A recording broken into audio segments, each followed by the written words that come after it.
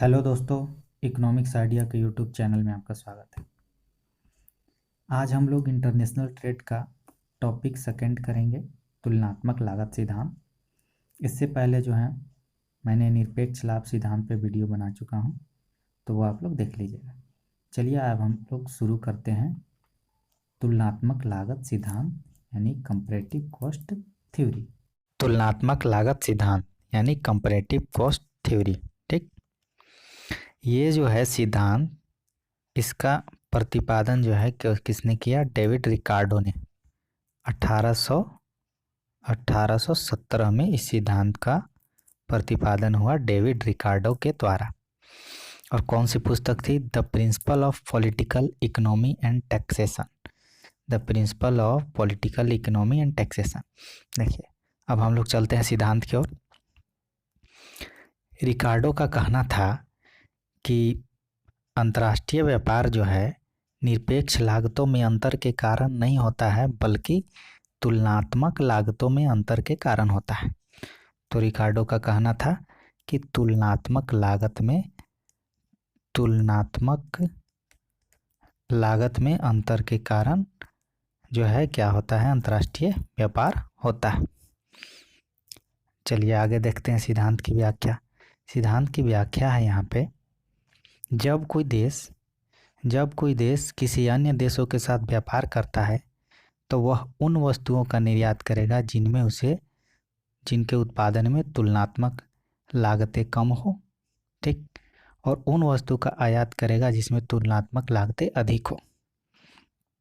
अर्थात जैसे देखिए, कोई देश ए है, दो वस्तु का उत्पादन कर रहा है, एक्स और वाई। एक्स के उत्पादन में उसे तुलनात्मक उत्पादन लागत वाई के कंपैरिजन कम है, ठीक। तो वो क्या करेगा कि जिसका तुलनात्मक लागत कम होगा, यानी एक्स का तुलनात्मक लागत कम होगा, तो वो एक्स वस्तु का उत्पादन करके उसका क्या करेगा? निर्यात करेगा। और वाई वस्तु का जो है तुलनात्मक लागत अधिक हो जाएगा, तो उसका क्या कर लेगा? वो दूसरे देशों से आयात कर लेगा, और ऐसे ही वो एक दूसरे से अंतर्राष्ट्रीय व्यापार में शामिल होगा। चलिए अब हम लोग देखते हैं इस सिद्धांत की मान्यताएं। देखिए, पहला नंबर है मान्यता में, श्रम उत्पादन का एकमात्र साधन है। रिकार्डो जो है अपने सिद्धांत में केवल और केवल श्रम को ही उत्पादन का साधन मानते हैं, और इसे श्रम को ही उत्पादन का साधन को लेकर के चलते हैं। और सेकेंड है, केवल दो देश, यानी कि अंतर्राष्ट्रीय व्यापार के अंतर्गत, रिकार्डो के सिद्धांत के अंतर्गत केवल दो देश ही शामिल होंगे अंतर्राष्ट्रीय व्यापार में। थर्ड है, श्रम की सभी इकाइयां समरूप हैं। जो उत्पादन में श्रम लग रहा है उसकी सभी इकाइयां जो हैं क्या हैं? समरूप हैं। और देखिए, फोर्थ है जो मान्यताएं, प्रौद्योगिकी ज्ञान अपरिवर्तित है, यानी कि तकनीकी ज्ञान जो है क्या है? अपरिवर्तित है, उसमें कोई चेंजेस नहीं होगा तकनीकी ज्ञान में। और लास्ट मेरा है, उत्पादन के साधन प्रत्येक देश के भीतर पूर्णतया गतिशील हैं, परंतु दोनों देशों के बीच पूर्णतया गतिहीन है।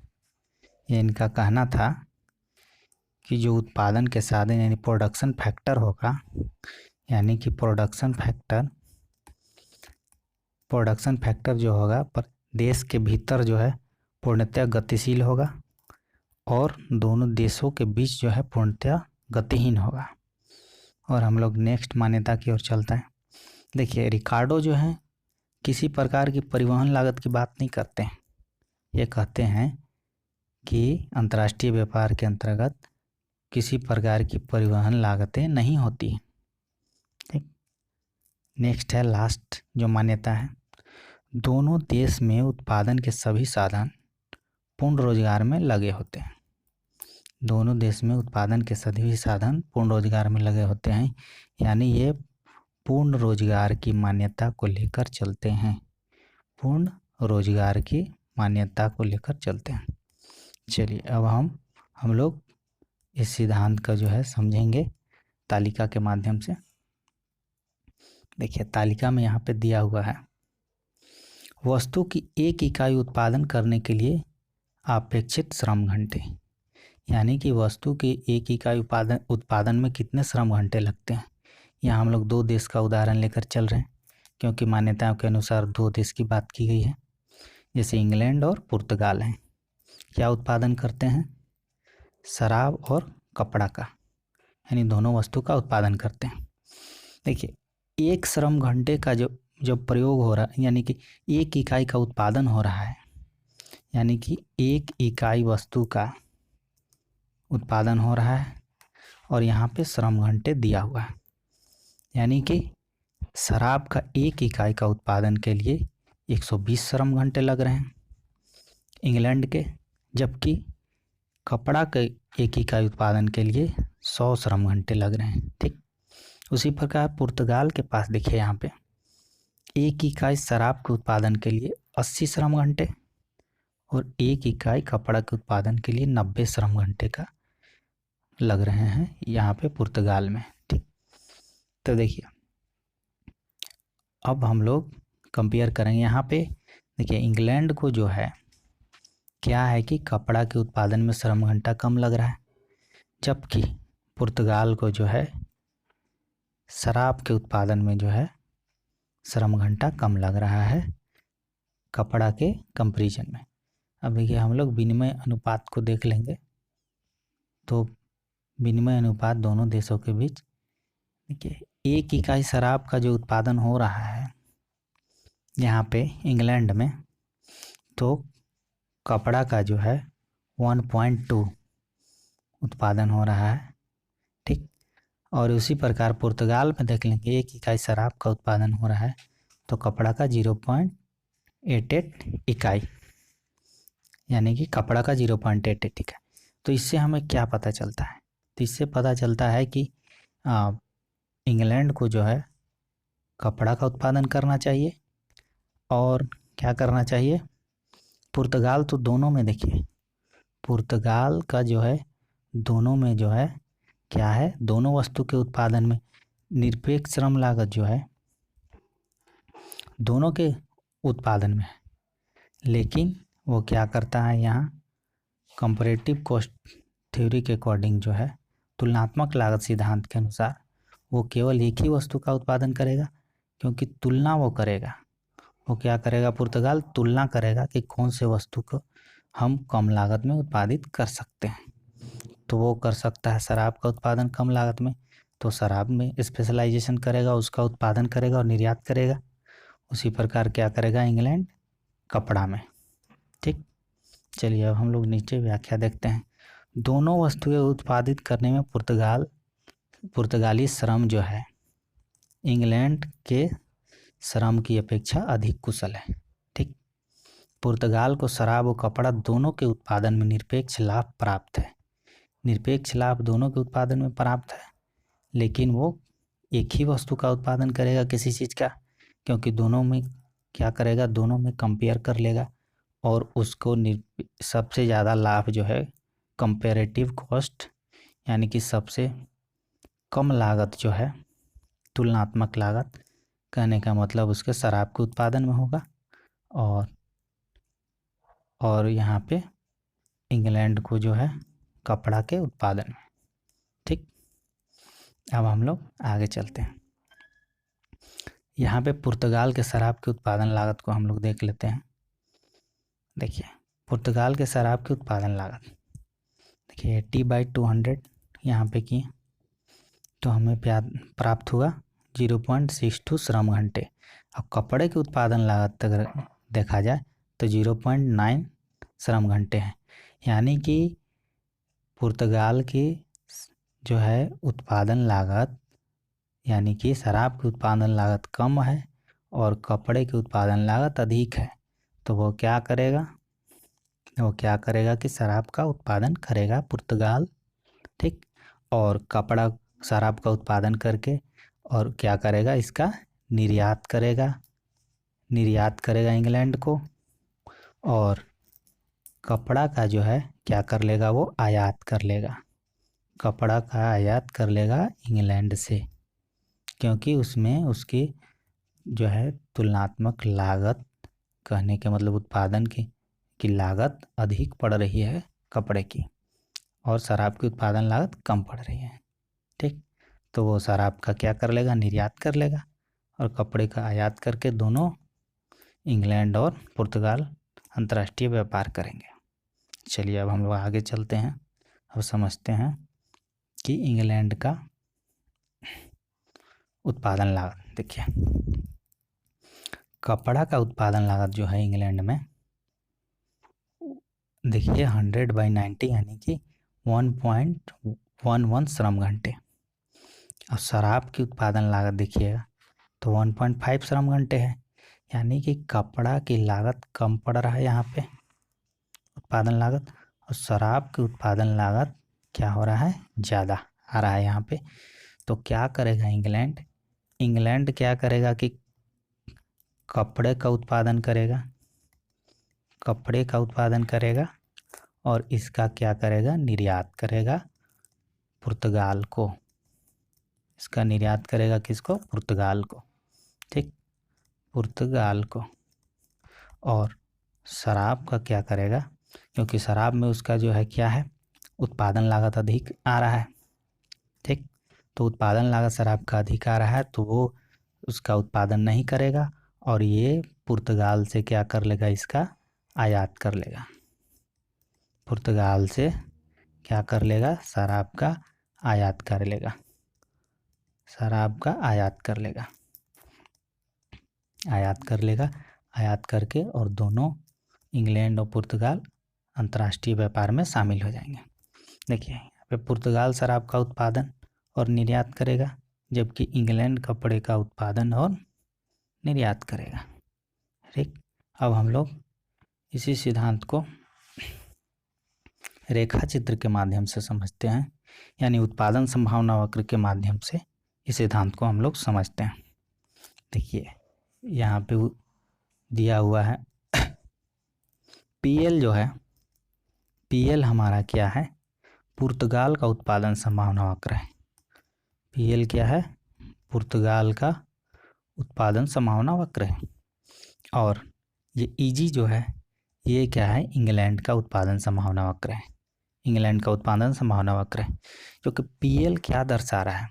देखिए पीएल ये दर्शा रहा है कि पुर्तगाल को जो है दोनों वस्तुओं के उत्पादन में निरपेक्ष लाभ प्राप्त है। पुर्तगाल को क्या है, दोनों वस्तु के उत्पादन में निरपेक्ष लाभ प्राप्त है। यानी यहाँ देख रहे हैं कि वो कम लागत में कपड़ा का भी उत्पादन कर सकता है, कम लागत में जितना, जैसे ओपी मात्रा कपड़ा का उत्पादन कर सकता है। ठीक, ओपी मात्रा कपड़ा का उत्पादन कर सकता है, और ओएल मात्रा एल है यहाँ पे, ओएल मात्रा क्या कर सकता है, शराब का उत्पादन कर सकता है। क्या कर सकता है, ओएल मात्रा शराब का उत्पादन कर सकता है। अर्थात ये बता रहा है कि दोनों के उत्पादन में उसे निरपेक्ष लाभ प्राप्त है। लेकिन वो जब अंतर्राष्ट्रीय व्यापार के अंतर्गत शामिल होगा तो वो यानी कि कंपैरेटिव कॉस्ट को लेकर के, यानी कि तुलनात्मक लागत का उपयोग करके वो वस्तु का उत्पादन करेगा। ठीक, तो यहाँ पे देखिए ईआर की ढाल जो है, यहाँ पे देखिए एक ईआर रेखा है, आर रेखा, ईआर की ढाल पीएल के समानांतर है। जो है ईआर की ढाल क्या है, पीएल की समानांतर है। ईआर की ढाल क्या है, ईआर की ढाल क्या है, पीएल के समानांतर है। पीएल रेखा ये है जो कि जो है पुर्तगाल के शराब के उत्पादन में तुलनात्मक लाभ को दर्शाता है, तुलनात्मक लाभ को दर्शाता है। यानी कि देखिए तुलनात्मक लाभ ऐसे दर्शाता है कि देखिए ओजी क्या है कि इंग्लैंड जो है ईजी यानी कि ओजी के मात्रा के में शराब का उत्पादन कर रहा है, जबकि जो है पुर्तगाल जो है ओआर मात्रा यानी कि ओआर क्या है, ओजी से अधिक है।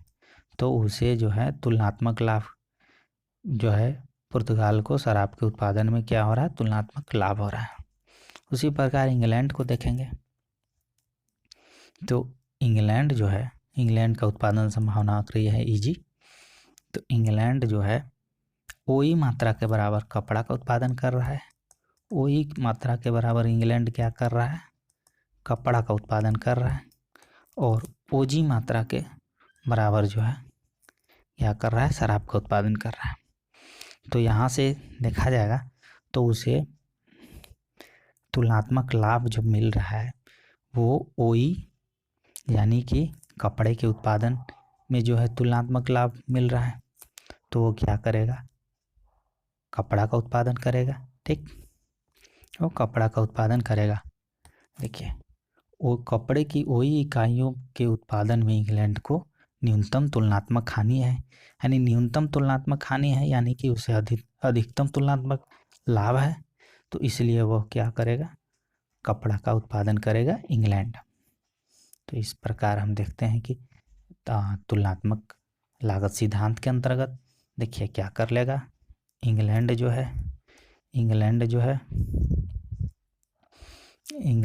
है क्या करेगा, कपड़ा का उत्पादन करेगा क्योंकि उसको जो है तुलनात्मक लाभ जो है कपड़ा के उत्पादन में है। और क्या करेगा, पुर्तगाल क्या करेगा, पुर्तगाल शराब का उत्पादन करेगा। और क्योंकि उसे तुलनात्मक लाभ शराब के उत्पादन में उसे क्या है, तुलनात्मक लाभ प्राप्त है। और वो शराब का निर्यात क्या कर लेगा, इंग्लैंड को कर लेगा। और इंग्लैंड जो है कपड़ा का निर्यात पुर्तगाल को कर लेगा। और दोनों के बीच क्या होगा, अंतर्राष्ट्रीय व्यापार होगा। रिकार्डो का यही कहना था कि व्यापार जो है तुलनात्मक लागतों में अंतर के कारण होता है। चलिए, ये तो थे सिद्धांत रिकार्डो की। अब हम लोग इसकी आलोचना पे चलते हैं। तो आलोचना का देखिए हम लोग पहला पॉइंट लेकर के चलते हैं। देखिए यहाँ पे माना गया है श्रम लागत की अवास्तविक मान्यता। पहला पॉइंट है आलोचना में श्रम लागत की अवास्तविक मान्यता। बात सही है, केवल यहाँ पे श्रम लागत को लेकर के चला गया है, अन्य जो है उत्पादन साधन को जो है लागतों को शामिल भी नहीं किया गया। तो श्रम लागत की यहाँ पे अवास्तविक मान्यता है। सेकेंड पॉइंट है समान रुचियों की मान्यता अवास्तविक है।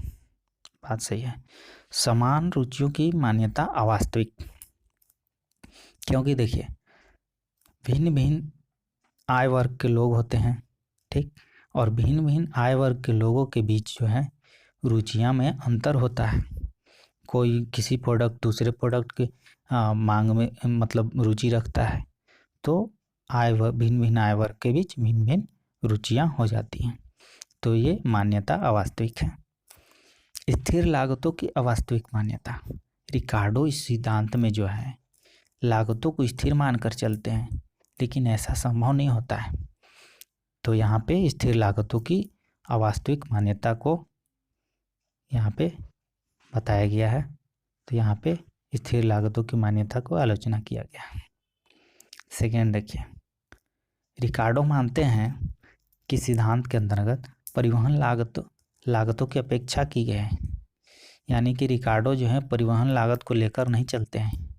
इनकी मान्यता थी कि अंतर्राष्ट्रीय व्यापार के अंतर्गत परिवहन लागतें नहीं लगती है, जो कि ये गलत बात है, क्योंकि व्यापार होगा तो परिवहन लागतें तो लगेगी ना। तो परिवहन लागतों की उपेक्षा की गई है यहाँ पे। फिफ्थ पॉइंट है दो देश दो वस्तु मॉडल अवास्तविक है। देखिए अंतर्राष्ट्रीय व्यापार के अंतर्गत ऐसी बात नहीं है कि केवल दो ही देश शामिल होते हैं। इसके अंतर्गत बहुत सारे देश शामिल होते हैं, और ऐसा नहीं है कि दो ही वस्तु जो है केवल दो ही वस्तु का व्यापार होता है। तो दो देश और दो वस्तु की मॉडल की जो है मान्यता को अवास्तविक बताया गया है। ठीक, अब सेकंड हम लोग यहाँ सिक्स्थ पॉइंट पे चलते हैं। पूर्ति पक्ष पर बल देता है, मांग पक्ष को छोड़ देता है। रिकार्डो का सिद्धांत जो है केवल और केवल क्या पर बल देता है, पूर्ति पक्ष पर, और मांग पक्ष की क्या करता है, मांग पक्ष की अवहेलना करता है, मांग पक्ष को छोड़ देता है। तो इस तरह यह सिद्धांत जो है अवास्तविक है। पूर्ण रोजगार की जो है अवास्तविक मान्यता, रिकार्डो के सिद्धांत में जो है पूर्ण रोजगार को की मान्यता दिया गया है, जो कि पूर्ण रोजगार की अवास्तविक मान्यता है। ठीक, अब देखिए लास्ट मेरा आलोचना का पॉइंट है तकनीकी परिवर्तनों की अपेक्षा, तकनीकी नवप्रवर्तनों की अपेक्षा। रिकार्डो जो है अपने सिद्धांत में ये मानकर चलते हैं कि किसी प्रकार का तकनीकी परिवर्तन नहीं होता है, जबकि अर्थव्यवस्था में जो है समय समय पे तकनीकी परिवर्तन होता है। इसलिए जो है तकनीकी नवपरिवर्तनों की अपेक्षा किया गया है इस सिद्धांत में। तो और तकनीकी परिवर्तन के इस सिद्धांत में क्या किया गया है, अपेक्षा किया गया। तो आलोचनाएं खत्म होती हैं इस सिद्धांत की। और ये सिद्धांत जो है इतना ही था। इस सिद्धांत में मैंने बहुत ही सरल तरीके से आप लोगों को समझाने का प्रयास किया है। नेक्स्ट जो है वीडियो में और भी जो सिद्धांत बचे हुए हैं, आपका हेक्चरलिन सिद्धांत, फिर आपका अवसर लागत सिद्धांत, ये सिद्धांत हम से संबंधित हम वीडियो बनाएंगे। और ऐसे ही सरल शब्दों में हम लोग सारे सिद्धांत और जो इंटरनेशनल ट्रेड के सारे टॉपिक हैं उसको जो है क्लियर करते चलेंगे। तो आज के वीडियो में इतना ही। और वीडियो का अपडेट प्राप्त करने के लिए जो है आप डिस्क्रिप्शन बॉक्स में टेलीग्राम चैनल का लिंक दिया हुआ है, वहाँ से आप टेलीग्राम चैनल में जुड़ सकते हैं और वीडियो से संबंधित अपडेट प्राप्त कर सकते हैं। और चैनल को लाइक कीजिए, सब्सक्राइब कीजिए। धन्यवाद।